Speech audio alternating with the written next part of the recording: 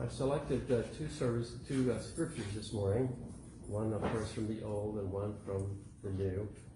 The 23rd Psalm has always been a favorite of mine, and I'm going to incorporate the words of the Psalm into my sermon a little bit later.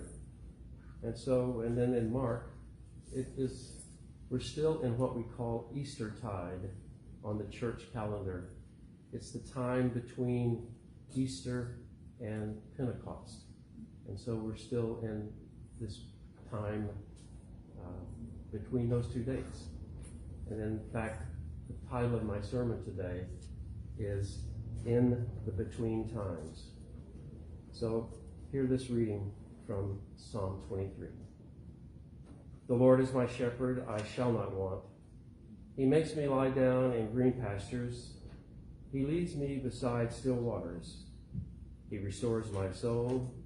He leads me in right paths for his name's sake. Even though I walk through the darkest valley, I fear no evil, for you are with me. Your rod, all the days of my life, and I shall dwell in. Some translations have the word there, forever.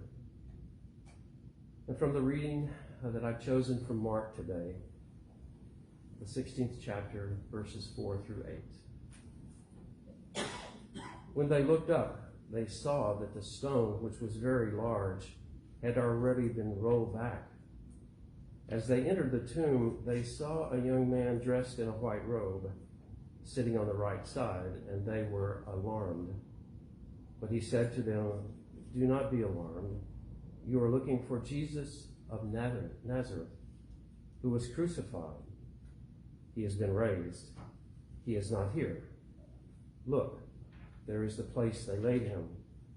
But go, tell his disciples and Peter that he is going ahead of you to Galilee, and there you will see him, just as he told you."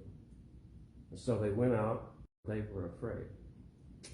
This is the word of the Lord.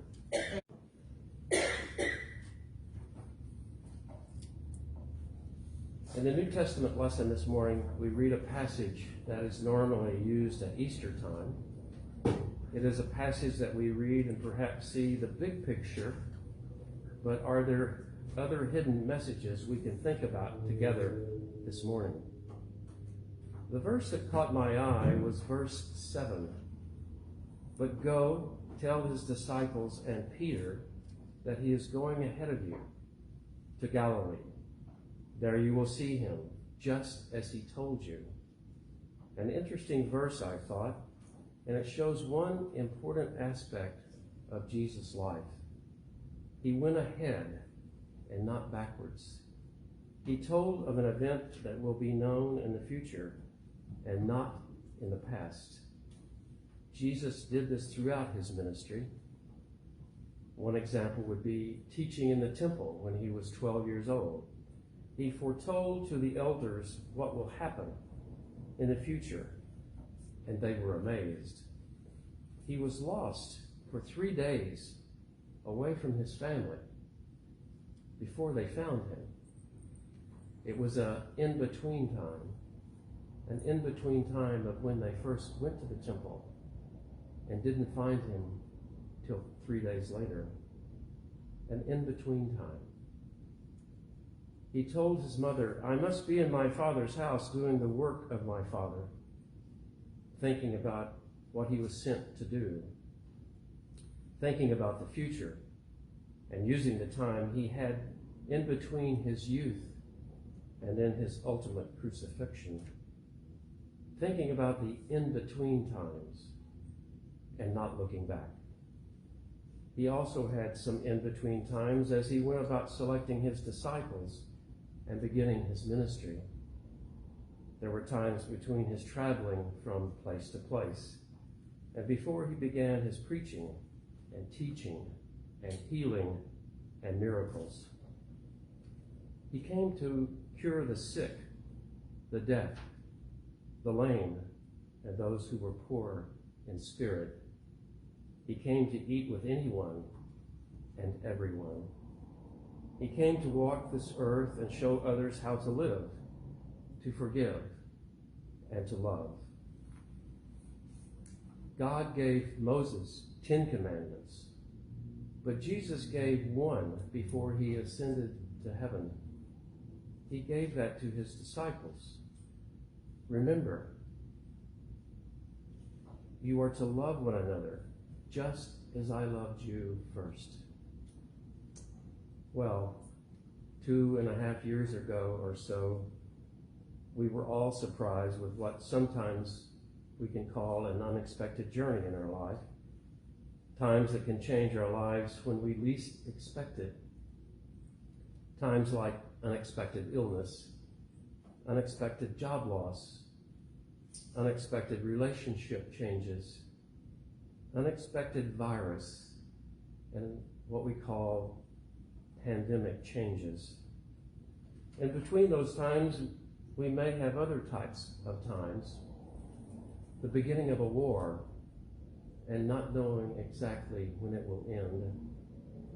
Sitting in a hospital room waiting for the next diagnosis or conference with the doctor and the next treatment.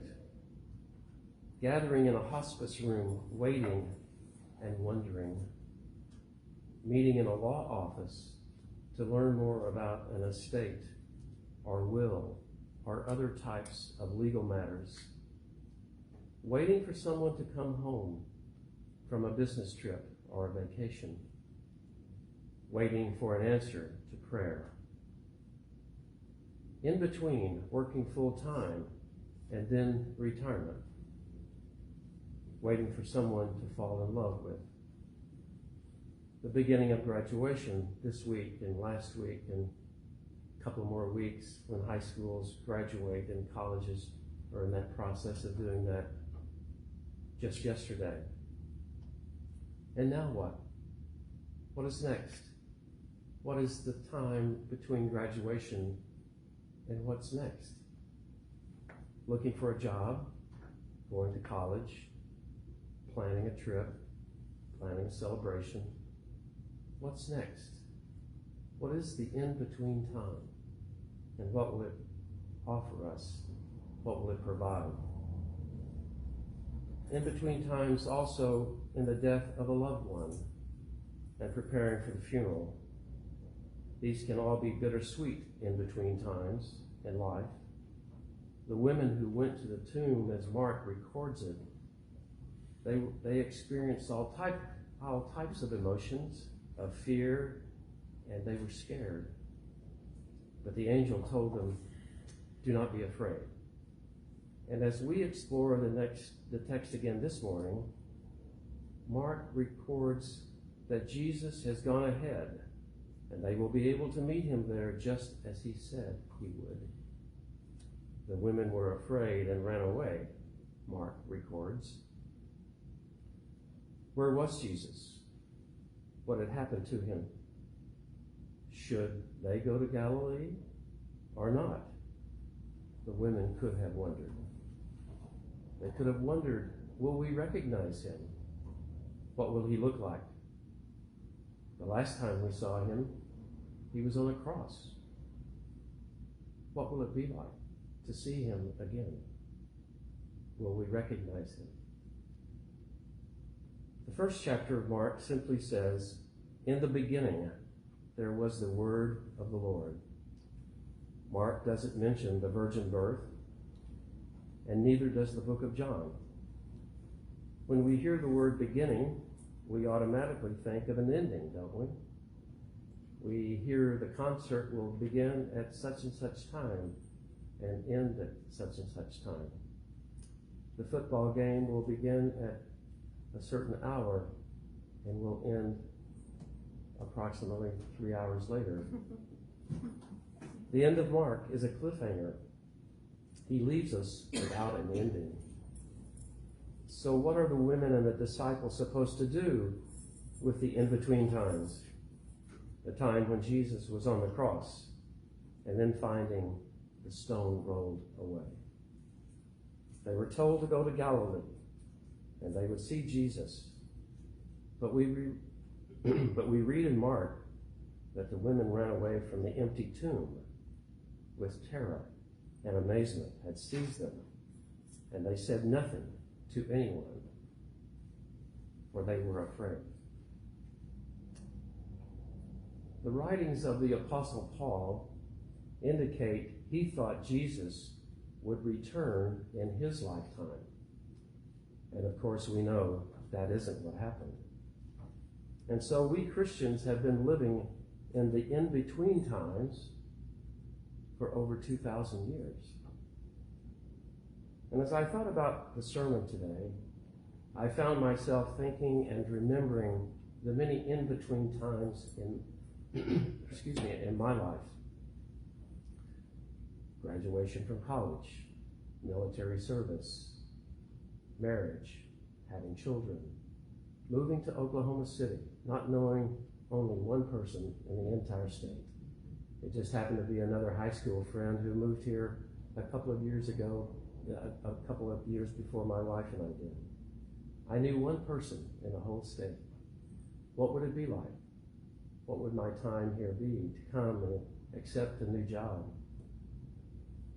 Well, my guess would be that many of you, if not all of you, have had in-between times in your life. And so, as we think about today, tomorrow, and the life to come, how are we to live in the in-between times? Waiting can be one of the most difficult times we do in life. And as we wait, maybe it is helpful to remember that Jesus kept moving forward, not backwards. He could have gone back to Jerusalem and proved that he conquered the cross. He could have gone back and challenged Pilate and the Roman guards. But he didn't do that. He kept moving forward and ahead, and he didn't go backwards. Well, as you noticed, I selected the 23rd Psalm today, as far as the Old Testament is reading.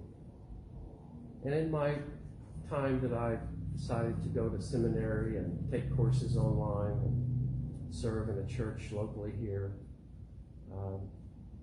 time and time again in my ministry, people have asked me, what will heaven be like? I have a standard answer. I don't know.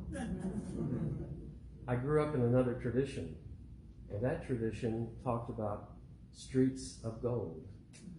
And maybe some of you heard that growing up as well. I don't know whether there will be streets of gold or streets as we know streets.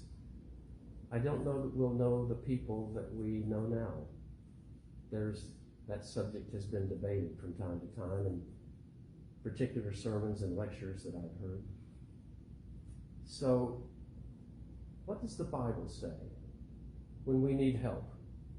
Well, I think there's help for me, and hopefully will be for you this morning, found in the 23rd Psalm. And I'm not going to read it over again, but I do want to point out 3 words found in the 23rd Psalm. Those 3 words are through, and comfort, and forever. Even though I walk through the darkest valley, whatever you are experiencing in your life that you have in the past, or that you are today, or that you have an anxiety about in the future, whatever you are experiencing in your life that may be difficult, we don't have to stay there. We can walk through it with God's help. Your rod and your staff, they comfort me. Comfort. God is with us. And we can take comfort in knowing we aren't alone. And I will dwell in the house of the Lord forever. I must confess I have my own thoughts about what does forever mean? What does forever look like? What does that mean for eternal life? And how do we are we able to comprehend forever in the same context of what David, the shepherd who wrote this song, what does David really mean here?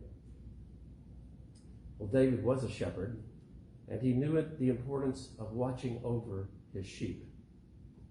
Scholars believe that because David was a shepherd himself, he symbolizes the human race as flock of sheep, and God as their shepherd. The human race that brings faith upon the teachings of Jesus Christ is the flock that the Lord has promised to take care of, both in this world and the life to come. In John, we read the very familiar words. I've used them many, many times at funerals and memorial service. I go to prepare a place for you, for in my Father's home there are many rooms. And if I go, I will come again, for where I am, you may be also. And for those of us who believe, that's not a period. It's a comma.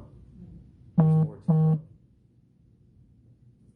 When a sheep runs back to the flock, I've read and understand, it is because they sense danger or insecurity, and human beings also resort to seeking solace in the Lord when they are distressed and troubled.